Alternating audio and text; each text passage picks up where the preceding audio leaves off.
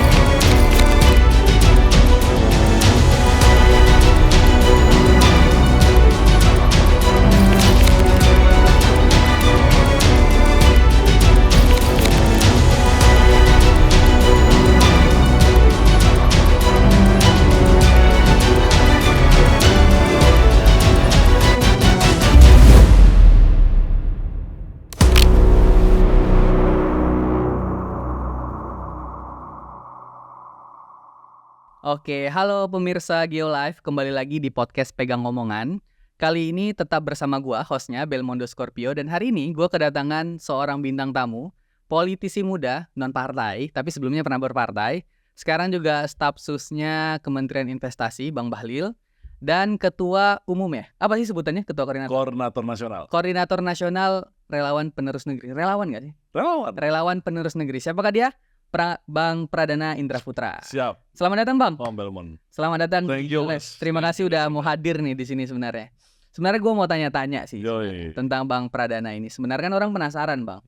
Penerus Negeri ini kan organisasinya tuh cukup lumayan besar ya. Apalagi kemarin itu sangat support Pak Prabowo dan Mas Gibran ya. Nah, pertanyaannya tuh setelah kemenangan Pak Prabowo dan Mas Gibran ini, kan sebagai ketua koordinator tadi, Penerus Negeri mau kemana sih? Oke. Jadi jawabannya kita ada penjelasan juga nih. Ada penjelasan. Oke, boleh jelasin dong. Apapun menurut gua harus relevan. Itu dulu. Waktu kampanye, gayanya gaya kampanye. Abis kampanye, lu jangan gaya kampanye lagi. Oke. Nah makanya emang visi gua, penerus negeri harus bisa kita convert. Makanya kalau tadi kita ngobrol-ngobrol, sebenarnya gue kasih bocorannya, gue juga udah ngomong sama teman-teman kita bahwa penerus negeri ini gue nggak mau terlalu political heavy lah. Mungkin kayak teman-teman senior kayak Projo, gitu yang wow dia heavy banget politik lah. Nah kita emang pengen bangun ini jadi komunitas anak muda. Ya memang kalau internally gue pengen emang bantu upgrading teman-teman di dalam. Nah keduanya, tapi kalau untuk externally-nya gue pengen emang ini jadi komunitas anak muda yang mengawal kebijakan Prabowo Gibran. Nah ada relevansi juga Bel. Jadi memang waktu kita pertama kali launching waktu di bulan Oktober itu Di Jakarta Theater kan ya? Theater, Iya. sebulan kemudian dan itu kan kita langsung launching lagi nama Cita-Cita Penerus Negeri. Nah itu kita mengeluarkan kalau nggak salah 78 rekomendasi kebijakan lah Untuk Prabowo Gibran? Iya, untuk Prabowo Gibran yang relate sama anak muda. Jadi emang itu gaya itu yang mau gue bawa pasca kampanye, pasca pemilu. Setelah kemenangan ini Yoi, ya, bos. happy bentar, lanjut Yoi, lagi. bos. Jadi kita harus sesuai dengan masanya lah gitu. Tapi teman-teman penerus negeri itu kan rata-rata isinya kan, Bang, teman-teman dari berbagai partai politik Iya, kan ya. betul. Kalau mereka ikut pilkada gimana? Nggak ada masalah, gue pasti dukung. Jadi emang teman-teman kita di daerah ya, terutama ketua-ketua gue yang di daerah itu udah ngobrol sebelum sama gue juga. Tum nih kira-kira pilkada gimana gitu, karena kan tahun yang sama. Akhir tahun ini kan? Betul. Terus juga ya mereka juga rata pemain politik kan. Nah memang gue bilang sama mereka, gue bebaskan. Maksud gue adalah kalau misalnya nasional pasti Prabowo Gibran kepentingan nasional. Nah di daerah gue pengen kepentingan teman-teman di daerah juga. Jadi pastinya gue percayakan preferensi mana yang paling tepat buat teman-teman, yang terbaik buat di daerahnya, itu dari pusat kita pasti dukung. Tapi Bang kan sebelumnya kan pernah masuk partai politik ya. Yoi. Sekarang kan nggak partai politik. Yoi. Kan bisa tuh kepala daerah tanpa partai politik. Bisa kan? Gue PJ aja bisa nih sekarang. PJ bisa ya. Tapi lu minat nggak sih Bang jadi kepala daerah? Gue jujur kalau misalnya minat ya, tadi ya gue bilang nggak, misalnya kalau misalnya perbandingan lah, misalnya gitu ya, pileg, pilkada, eksekutif misalnya gitu ya, itu urutan tuh bagi gue. Gue jujur kalau pileg gak tau kenapa gue paling kurang minat lah, iya. Tapi lu udah pernah nyalek belum? Belum pernah, tapi gue pernah nyoba dulu mau nyalon DPD RI. DPD, oke. Dulu 2019 2019. sempat mau nyoba dulu. Terus Nah pilkada oke lah, cuman kalau misalnya tanya gue sekarang mau maju pilkada apa enggak, kayaknya sih enggak. Enggak ada minat gue, cuman belum ada minat ya. ada minat gitu. Tapi kalau misalnya gue sekarang pun misalnya ada kesempatan jadi PJ, bupati manapun sebenarnya boleh. Apapun penugasan kita terima. Oh iya pasti.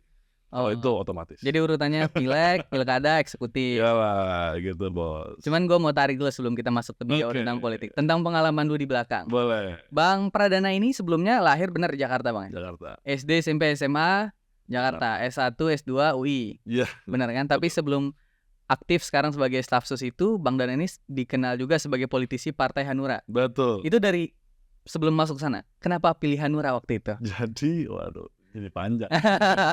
Jadi gue mau pembentukan gue gini mungkin orang nggak percaya. Jadi gue tuh dulu ketua remaja masjid Cut Mutia Menteng sini. Dekat kantor inilah. Gitu ya. Pada waktu itu Ini tahun berapa nih bang? Tahun 2010 sampai 2013. Oke, 3 tahun juga ya. Habis itu salah satu pembina masjidnya itu Pak Wiranto emang. Jadi waktu itu gue buat satu kegiatan namanya Ramadan Jazz Festival lah. Itu gue yang inisiasi, cukup rame pada zamannya waktu itu ya, dan heboh, full. Pak Wiranto datang waktu itu dan dia itu menjabat ketua umum Partai Hanura memang.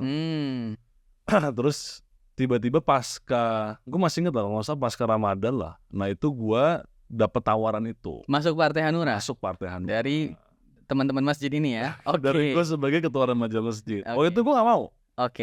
Gue menolak waktu itu sampai kalau nggak salah 3 kali lah tawaran itu gue tolak kalau nggak salah. Karena gue belum mau aja masuk politik. Gue masih asik di remaja masjid. Iyalah, aktivisme dan kawan-kawan itu. Terus gue akhirnya ambil karena orang tua lah. Karena gue anak tunggal, orang tua gue punya passion politik tapi juga bukan orang politik. Jadi gue merasa kayaknya kalau bukan gue siapa lagi nurutin cita-cita ini ya. Akhirnya gue masuk. Ya the rest. Jadi tahun pertama masuk Hanura itu tahun berapa tuh bang? 2014an ya. Dan itu pertama kali jadi apa tuh di sana? Ngapain gitu? Gue waktu itu pasca itu gue disuruh mimpin namanya organisasi Satuan Pelajar Mahasiswa Hanura waktu itu. Karena bang remaja masjid itu ya? Iya, jadi kan masih muda lah cerita. Nah habis itu kepengurusan berikutnya gue jadi wasekjen, diangkat dan cukup heboh. Jadi waktu itu gue sempet hebohnya di situ. Pada inilah, maksudnya berita sempat naik karena waktu itu gue umurnya tuh masih 23 kalau nggak salah. Jadi wasekjen umur 23 dan sempat berita sempat naik lah. Habis itu gue jadi ketua DPP dan sempat lagi ketua Badan Saksi Nasional.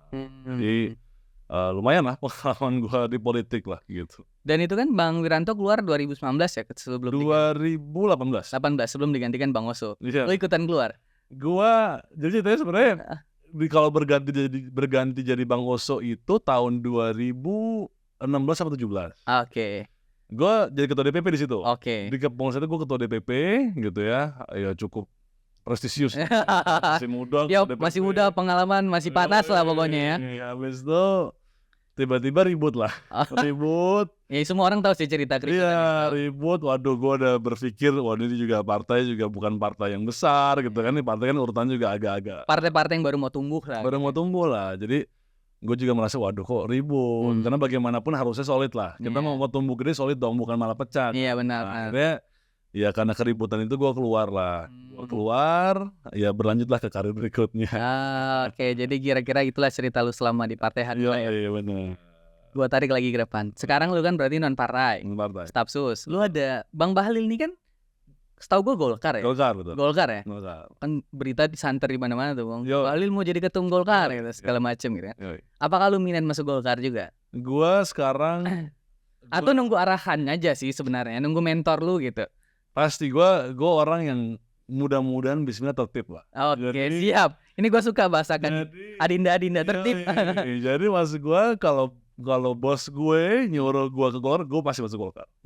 Bos gue nyuruh ke partai manapun, gue pasti masuk juga ke partai manapun itu juga. Tapi sampai hari ini belum ada arahannya dan gue juga masih menikmati kenon-partaian inilah kira-kira gitu. Jadi belum ada bayangan kan Bang sebenarnya lu masuk partai manapun ya? Kalau gue pribadi belum. Belum ada bayangan ya? Kalau disuruh milih pun ya nggak bisa milih juga, tunggu arahan aja deh. Iya, gue tunggu arahan aja. Misalnya nih, Bang Bahlil selesai jadi menteri, lu kan selesai juga jadi staf sus. Betul. Bener ya? Kemana lagi arah belum ada rencana? Belum tahu. Karena Kayaknya Bang Bahlil jadi menteri juga sih kayaknya. gue mudah-mudahan lah. Menko kali Bang, Menko. Gue nggak tahu kalau posisinya apa nggak tahu, tapi gue pribadi gue cukup optimis bahwa Bang Bahlil akan menjadi menteri lagi lah. Oke. Gue melihatnya seperti itu ya. Gue juga meyakini sih itu. Dari hasil kerja yang dilakukan sebagai menteri, hasil kerja yang dilakukan sebagai tim strategis di Pak Prabowo dan Mas Gibran, gue cukup optimis lah. Bang Bahlil juga kelihatan gesit sih untuk hal untuk hal semacam pemerintahan tuh bagus gitu ya. Alhamdulillah. Dan kalau gue boleh tanya juga nih, sekarang tuh agenda Kementerian Investasi apa sih Bang? Nah, kan lu sebagai staf sus nih boleh jelasin dong biar teman-teman tahu.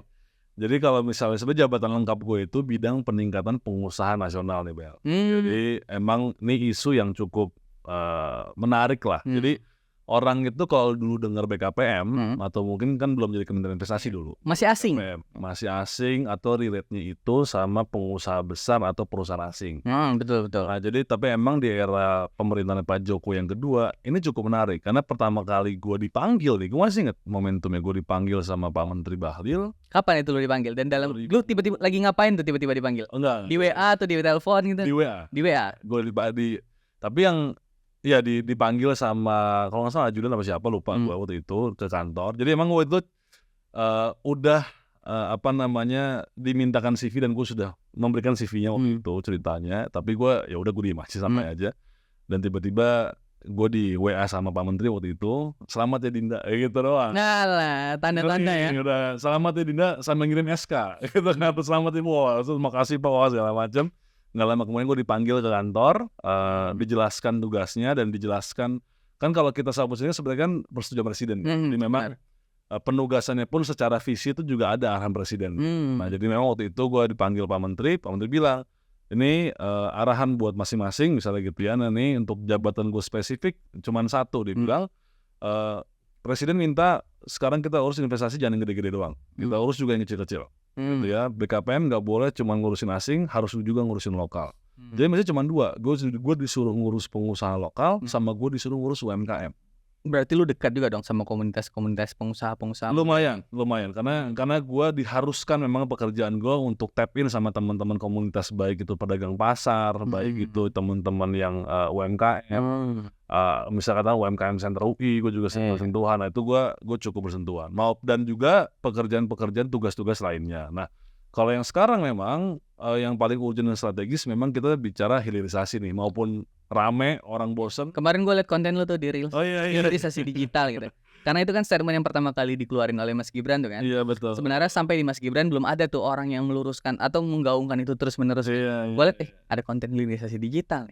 Apakah itu bagian dari yang mau dikerjakan Kementerian Investasi? Pasti bagian, karena maksud gue gini, kalau kita konteksnya bicara hilirisasi digital, kita nggak bisa bicara bohong bahwa infrastruktur digital menjadi salah satu infrastruktur pendukung industri apapun. You name it lah, apapun digital ini mendukung itu semua. Jadi makanya kita harus siap untuk itu. Nah, digital ini kan maksudnya adalah konteksnya gini loh, nggak boleh digital ini hanya dikuasai oleh segelintir orang. Jadi filosofi hilirisasi itu contoh misalnya, secara infrastruktur nggak boleh cuma di kota besar, di desa-desa juga harus masuk, daerah 3T juga ada, itu bagian dari hilirisasi infrastruktur digital. Terus yang kedua apalagi sih, kemampuan literasi digitalnya.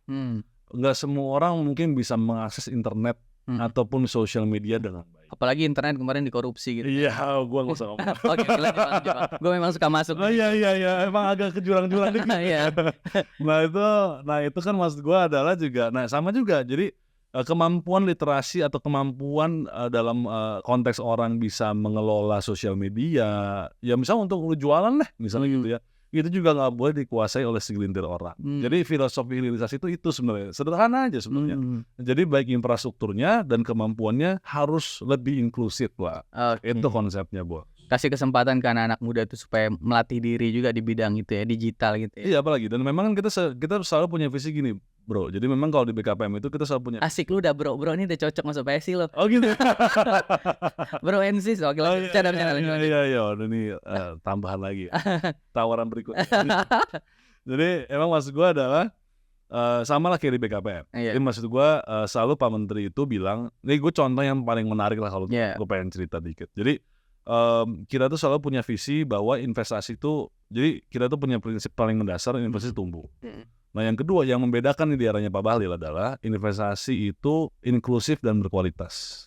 Maksudnya apa sih? Dan Gimana tuh ya, gue ngerti gimana tuh. jadi kalau kita bicara inklusif itu horizontal, jadi antar daerah. Nah makanya sejak Pak Bahlil jadi menteri waktu itu ada indikator tambahan. Investasi Jawa dan luar Jawa itu diukur sekarang. Jadi kita ngejar adalah investasi di luar Pulau Jawa itu harus lebih gede dibandingkan Pulau Jawa. Biar berkeadilan. Oke. Gitu lah bos maksudnya.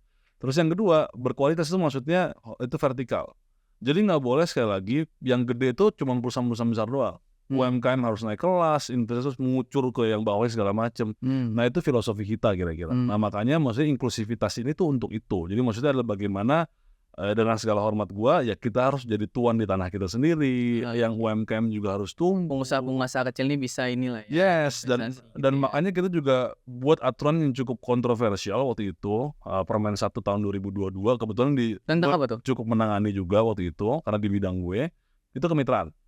Gimana tuh Bang, gimana? Jadi sekarang jadi kalau teman-teman yang belum tahu, BKPM tuh punya kewenangan untuk memberikan fasilitas pajak kepada perusahaan. Oke. Contoh misalnya apa tax incentive atau tax allowance. Lu tuh bebas pajak penghasilan selama contoh 10 tahun, 15 tahun itu tapi buat perusahaan bukan buat pribadi. Oke. Nah, sejak zamannya Bang Bahlil tuh punya satu visi yang sangat mudah waktu itu.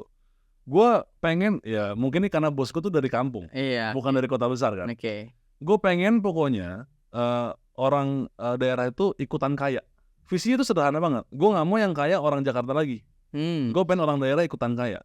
Nah permen itu Permen 1 tahun 2022 itu kita bicara bagaimana si perusahaan-perusahaan itu kita wajibkan bermitra dengan perusahaan di daerah masing-masing.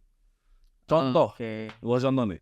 Contoh misalnya satu perusahaan A gede bangun pabrik katakanlah di mana di Papua misalnya gitu ya. Nah dia nggak boleh misalnya contoh ya kontraktornya ngambil dari Jakarta lagi. Oke. Atau subkonnya ngambil dari teman-teman dia di Jakarta lagi. Sorry nih, kadang-kadang perusahaan gede kan orang-orang Jakarta semua. Iya. Yang pergi di daerah. Bangun perusahaan di daerah, ngambil kontraktornya di Jakarta. Ya, teman-temannya dia. Sebenarnya nggak salah juga tuh haknya masing-masing. Nah, tapi pemerintah kita masuk ke ranah itu. Kita pengen jamin bahwa kue ekonomi lu tuh harus rata. Lu harus ngebagi sama semuanya. Konteksnya pekerjaannya. Jadi ketika ada perusahaan A masuk ke daerah, BKPM tuh mintain kerjaannya.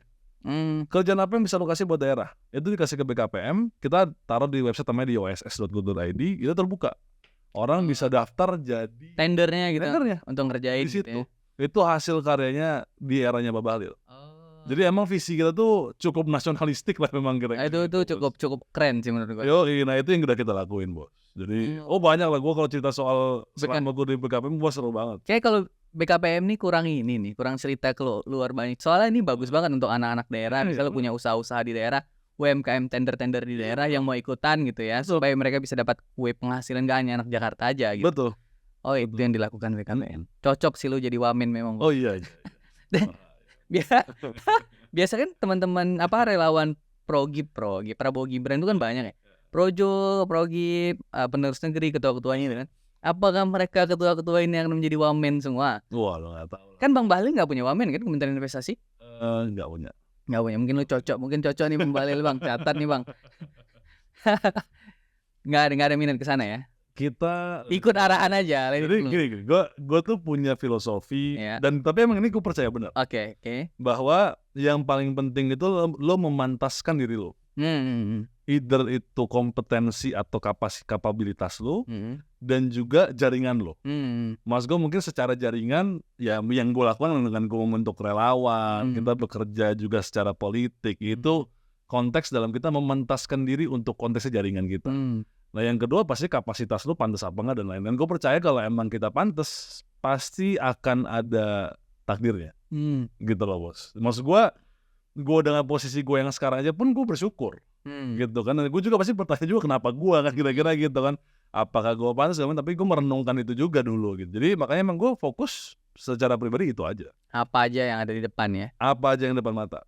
Selama kita pantas gue yakin jalannya pasti ada. Kira-kira gitu. Oke. Gue agak lompat juga nih. Boleh. Kembali ke penerus negeri tadi. Boleh. Kan heavy-nya biar gak terlalu politik lagi. kegiatan semacam apa lagi sih yang mau diadain teman-teman penerus negeri itu? Nah, maksud gue gini, jadi kan kayak contoh nih, maksud gue di dalam penerus negeri itu orang macam-macam. Kita selain politisi banyak juga pengusaha, itu ya banyak juga aktivis misalnya. Oh, pengusaha sama aktivis banyak juga ya? Banyak juga. Bukan hanya politisi ya? Yoi, banyak juga. Jadi gue pengen emang, tadi gue bilang gue pengen satu, apapun organisasi itu gue pengen emang bermanfaat buat anggotanya. Jadi maksud gue adalah pengennya gue adalah kita bisa bentuk satu komisi yang bisa mengupgrade orang-orang di dalamnya. Makanya maksud gue pengen jaringan yang gue punya misalnya contohnya, itu juga bisa teman-teman rasakan. Contoh apa sih misalnya gue kenal banyak sama venture capital, misalnya gitu ya. Ya kenapa nggak anak-anak penerus negeri gue undangin teman-teman gue yang di visi misalnya, tolong latih anak-anak gue yang mau punya usaha startup apa sih yang dilihat sama visi misalnya. Biar bangun usaha tuh nggak sia-sia, maksud gue mohon maaf ya, sia-sia itu konteksnya maksudnya lo udah bangun usaha ini ternyata ini nggak sesuai dengan yang diinginkan oleh para pemodal, gue gitu kan. Jadi itu contoh paling gampang lah maksud gue. Gue minta mereka lu latih teman-teman gue. Jadi semacam wadah anak muda untuk mengembangkan skill gitu ya. Yes.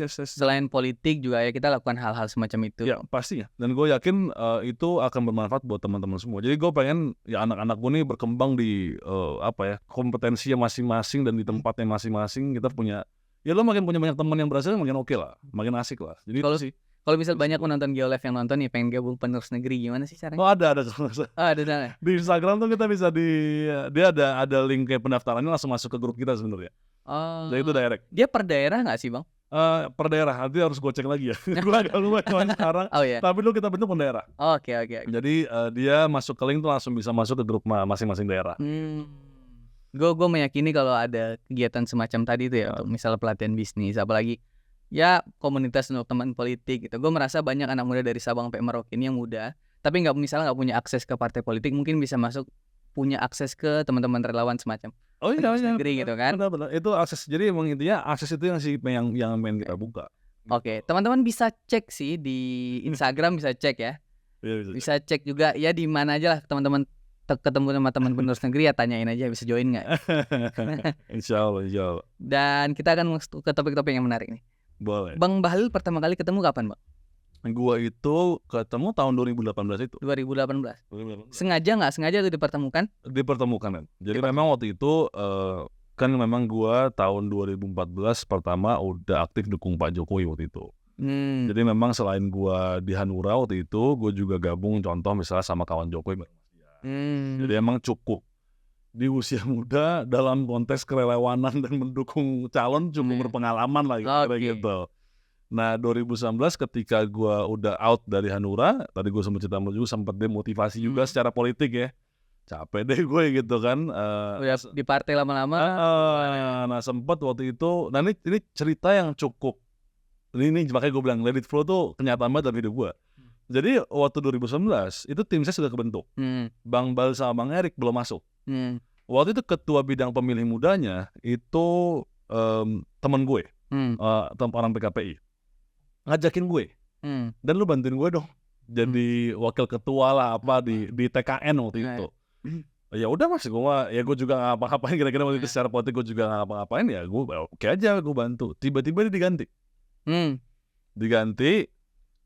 diganti Bang Bahlil. Bang Bahlil masuk. Gue belum kenal Bang Bahlil. Oke. Gue belum kenal Bang Bahlil juga. Udah nggak jadi kan gitu kan. Gue juga ya karena waktu itu gue juga sebenarnya lagi biasa aja secara politik lagi ya. Udahlah, gue lagi mau fokus bisnis gitu. Ya tiba-tiba gue dikenalkan sama Bang Bahlil. Oke. Jadi maksud gue emang cerita hidup gue cukup tidak terencana dalam tanda kutip pada waktu itu gitu ya. Ketemu aja gitu. Aja gue dikenalkan dan memang gue punya pengalaman dan waktu itu emang pada waktu itu memang secara strategi TKN muda itu membentuk beberapa sama lah sebenarnya sekarang lah. Yang Fantanya Bang Arif pimpinnya. Ya, tapi ya kan Fanta TKN muda kan kira-kira gitu ya. Nah, tapi waktu itu Bang Bala emang pengen ada sekoci bahasa gitu. Pasti gue mau ada sekoci yang memang bukan struktural TKN. Gitu kan. Kita bentuk wadah-wadah lainnya, makanya dulu kita bentuk namanya Kita Satu. Relawan namanya Kita Satu. Gue pernah dengar itu yang logonya merah putih itu ya. Iya benar bos, gue bentuk lah namanya Kita Satu. Nah sejak itu intens lah sama Bang Bahlil, sama Bang Arif juga, sama Bang Erik juga gitu ya, dan tim-tim yang lainnya juga. Nah udah di situ baru gue kenal dan bekerja lebih dekat sama Bang Bahlil. Apa sih yang menarik dari Bang Bahlil menurut lu selama lu jadi statusnya? Sebut satu aja, nggak usah banyak-banyak. Nanti dia jadi Menko pula kita buat. Nih ya maupun satu ya, tapi maksud gue gini, gue bersyukur banget gue ikut sama dia. Bersyukur banget, gue belajar banyak banget. Satu, menurut gue nih orang yang komit. Jadi maksud gue gini loh, kan Bang Balil memang sering kalau misalnya di pidato, wah dengan bahasa aktivis yang asik, tapi jangan salah paham mas gue bahwa Bang Balil ini orang yang kerja sangat profesional dan sangat tanggung jawab. Jadi jangan dengan bahasa yang kan dia selalu bilang ya olah-olah lah segala macam. Jangan lu kira ini olah-olah ngomong doang maksud gitu. Bang Balil tuh gak kayak gitu. Bang Balil orang olah-olah aja. Iya, konteks itu lu jangan salah paham. Maksudnya Bang Balil tuh maupun sering ngomong kayak gitu, tapi itu konteks lobbynya doang. Tapi dia kalau kerja bos, totalitas gila, tanggung jawab dan detail banget. Ini orang yang kadang nggak paham. Gue kasih contoh misalnya. Kita acara nih, acara politik deh, misalnya atau acara apalah, acara kementerian nih misalnya gitu. Itu kursi aja, tempat duduknya itu dia mantau. Kursi. Jadi misalnya katanya siapa duduk di mana dan siapa-siapa itu dia mantau. Rundown aja itu dia perhatikan. Video aja dia lihat. Kan maksud gue kan ada orang yang ini berbagai macam tipe orang. Maksud gue ada orang yang dia macro manage aja. Dia nggak mau tahu pokoknya beres. Maksud gue enggak sedetail itu dia. Apalagi dulu nge-handle G20 misalnya yang sifatnya kenegaraan banget ya.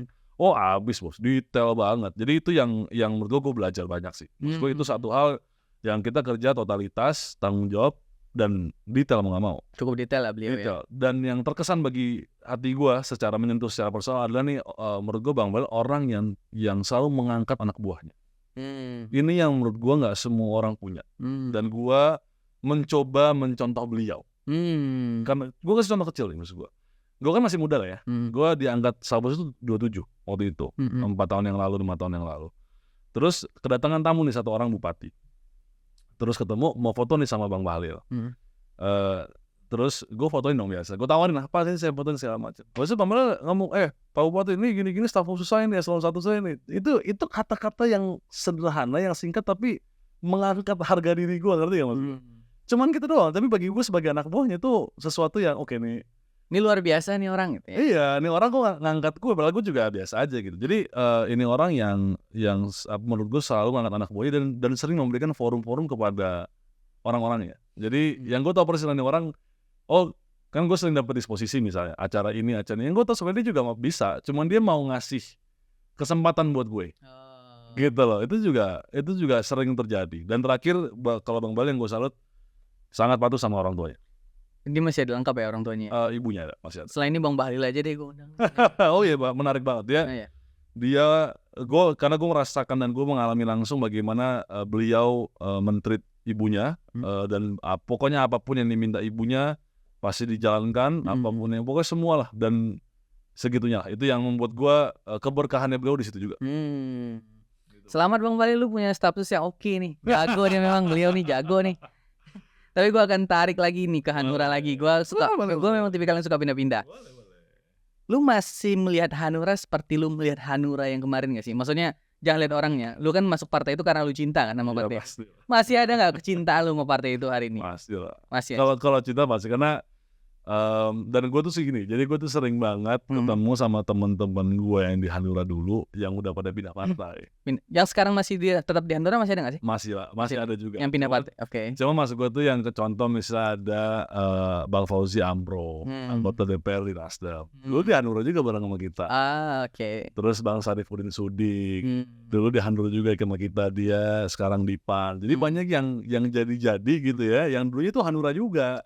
Jadi ada rasa kayak ya Allah sayang banget ya, ini orang-orang keren-keren loh maksud gitu, tapi sekarang udah nggak di Hanura semua maksud gitu. Tuh yang gue kadang-kadang menyayangkan juga sih, wah nih kalau orang yang masih ada kepikiran nggak sih memperbaiki atau kembali menumbuhkan Hanura itu seperti lu pertama kali diajak Pak Wiranto untuk ke Hanura itu? Gue juga kepikiran aja ya, jangan ini bukan kenyataan, hanya kepikiran doang. Kalau kepikiran pasti, cuman emang gue yang tadi gue juga sempat ngobrol sama lo, gue lagi menikmati aja nih keindependensian gue sekarang yang non partai ini. Jadi gue lagi asik aja sih non partai gitu. Cuman karena kan di Hanura kan lumayan lama lah, lumayan lama, dan tiba-tiba yang gue bilang sama lo, tahun 2019 gue pengen nyalek pertama kali gagal gitu kayak ya Allah, gue nasib gue gini amat sih, gue udah bertahun-tahun nih berencana nunggu ikut organisasi, nunggu kagak, waduh udah. Jadi ada masih menikmati itu sih gue. Lu pernah ngobrol sama Bang Wiranto gak sih untuk menanyakan, Bang lu masih cinta gak sih sama Nura? Oh iya. Pengen gak sih lu menemukan lagi? Pernah ngobrol. Pernah. Pernah gue ngobrol sama Pak Wiranto, yang ngobrol-ngobrol santai soal Hanura, ya gue apalagi dia lah ya. Nah. Dia yang mendirikan tuh rasa kangen dan cintanya sih pasti ada. Cuman emang menurut gue dalam tahapan yang lebih realistis, apalagi sekarang partai udah non parlemen kan. Iya. Untuk membangun lagi dari nol. Oh itu PR panjang banget sih.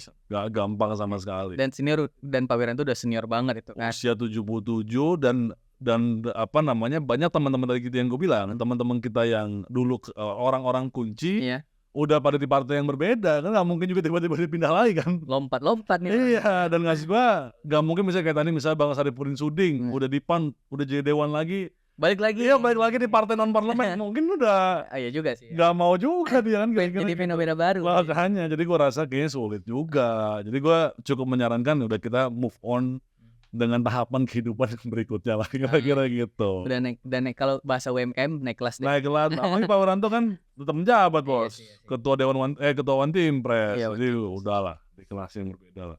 Kita masuk Bang pada sesi terakhir. Oke. Mau minum boleh Bang. Biar nggak terlalu serius. Oh, mana. Gue pengen lagi komitmen lu tentang penerus negeri. Menurut gue ini satu relawan yang menurut gue ya, isinya orang-orang yang keren-keren. Terlihat sangat luar biasa di media sosial. Dan gue ingin tagih sebenarnya, apakah penerus negeri ini akan kembali membuka lowongan yang cukup besar untuk anak-anak muda di Indonesia ini supaya mereka bisa aktif di sana, ikut seperti pelatihan skill yang lu bilang, membangun komunitas, dan ya tentu aktif di politik kalau memang nggak bisa masuk partai, tentu masuk relawannya penerus negeri. Dari lu gimana? Bismillah sih iya. Karena menurut gue pertanyaan lo jadi memantik diri gue juga untuk memastikan ini. Oke. Gue harus berjanji sama diri gue sendiri bahwa apa yang udah kita bangun bersama di bulan Oktober kemarin harus berlanjut. Dan memang ini juga menjadi pertanyaan pertama kali anak-anak gue tanya. Ini barang mau dibawa kemana pasca pemilu? Oke. Dan ini janji gue ke teman-teman gue yang menurut gue menjadi beban tanggung jawab gue dan harus gue laksanakan. Oke, gue pegang omongan lu. Bismillah. Mudah-mudahan negeri ini kembali lagi membuka dan melatih anak-anak muda. Insya Allah. Insya Allah ya. Siap, Bel. Oke. Terima kasih banyak Bang Pradana Indra Putra. Gue doain mudah-mudahan karir politik lu moncreng lah lebih tinggi. Sama-sama, Bel. Dan mudah-mudahan sehat selalu. Dan sebelumnya gue ucapin terima kasih udah hadir di podcast. Sama-sama. Gue juga makasih banyak nih menjadi salah satu tamu kehormatan. Dah. Terima kasih teman-teman pemirsa Geolive. Kita akan kembali lagi di next episode Pegang Omongan dengan narasumber lainnya. Sampai jumpa. Bye-bye.